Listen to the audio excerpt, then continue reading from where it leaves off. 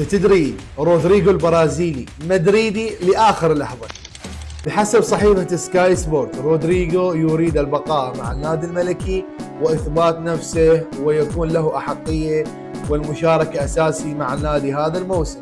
مع ذلك اداره نادي ريال مدريد تقول ان رودريجو للبيع في حال وصل 80 مليون يورو او اكثر.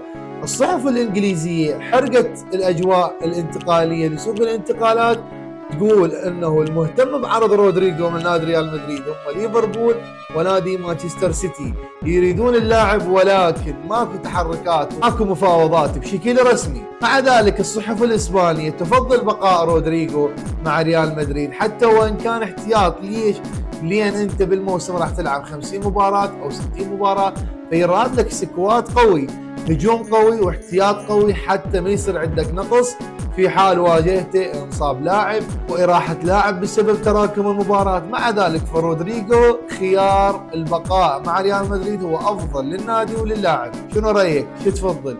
رودريجو يبقى لو يغادر النادي الملكي؟ لا تنسى اللايك واضافه للحساب.